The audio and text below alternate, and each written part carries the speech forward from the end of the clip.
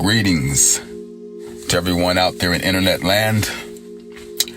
Here, Yanni, spending time with you guys again on the Americans Moment, November 16th, 2020.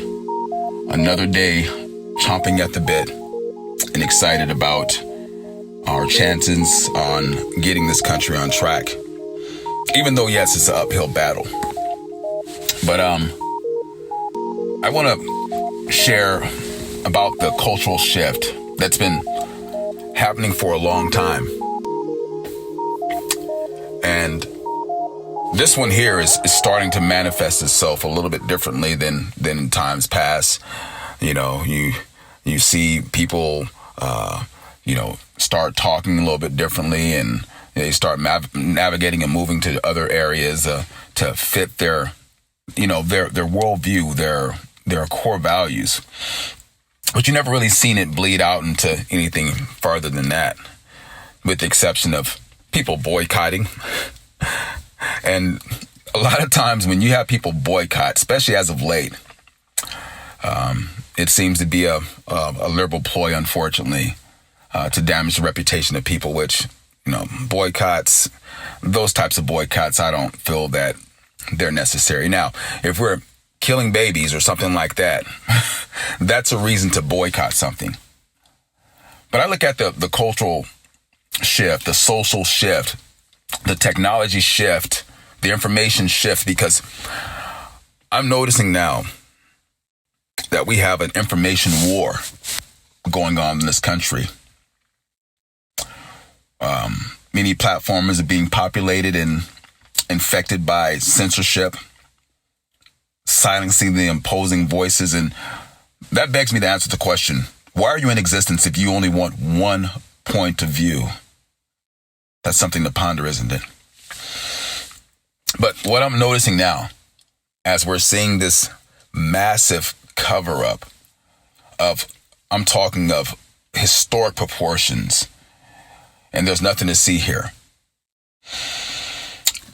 I know you people out there that feel hopeless, feel like that it's just is what it is, and there's no reason for me to even go out and express my points anymore, or this is just how it's going to be.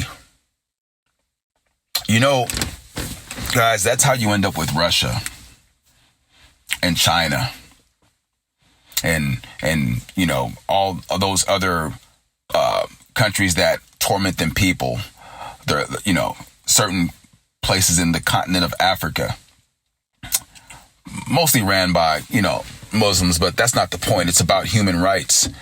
Unfortunately, we can't police the world, and I don't think it's our job to police the world. I believe it's our job to respond if something happens in the world and, it needs, the attention of the world to handle it. That's how we should live on this planet. But the information war that we're having right now, we're at a crossroads, really fighting for our destiny, because censorship will kill any nation. And so as I look at this culture shift, you look at errors that are being made by so many media outlets and errors that are being made by so many social media platforms now, and you know who they are, the biggest ones in the world. And I believe they're starting to take the world for granted now and taking advantage of the American people that they serve. It's completely obvious that in the media world and in the social, the tech world, that the bias that exists in those institutions are mind-blowing. This is a fact. This is an absolute fact. The media coverage of one particular person, the percentage of negative coverage in the 90s of percent, that is something that has never happened before in our history, not consistently this long. And what drives that is hate. What drives that is misinformation. What drives that is lies, which everything that they say that conservatives are doing, it's always them. And how come everything that happens, if there's some types of confusion, it's never the conservatives or really even Republicans? How come, you have to ask yourself that question. but no one wants to see it. And so there is an information war going on. And whoever wins is going to control not just the United States of America, but they will control the world. We have outside foreign influences influencing how we vote, what we see, what we're able to say. And this is so dangerous because now America is becoming a part of the whole world apparatchik, right? The world global. And that's not what America was designed to be. And so what are we seeing on this front here? You've seen the disastrous call of Fox News and them abiding by the call that they took, standing by that call. There was a mass exodus. I call it the Foxodus. They were getting the hell away from Fox because the many years that hardworking Americans that cherish the red, white, and blue, cherish their country, cherish the Constitution, which really guards most of us, those founding fathers, slave owners or not, they were brilliant. You'd have to agree with me on that, wouldn't you? And if not, you're entitled to your own opinion, but you're not entitled to the facts. You're not entitled to shoot the facts down because the facts are what the facts are. And that's what as conservatives we delve ourselves in. Not hyper-partisan, emotional arguments that drag people to hell like the movie. And you're like, why do you even talk to this guy? I engaged with a guy the other day, and we were talking about lockdowns. And I get drug into slavery conversation. These people own slaves. Why are we going here again? It's not necessary. And so that's what we're up against. So Fox had a disastrous decision to make. They slip and they've lost millions and they're going elsewhere. How about the tweaker machine, Twitter? They're censoring at unprecedented levels. And I can say that right? All the media bias platforms say this is unprecedented. And they said so much that the word is so watered down. No, what they're doing is unprecedented. And so now we have Parler. Fantastic.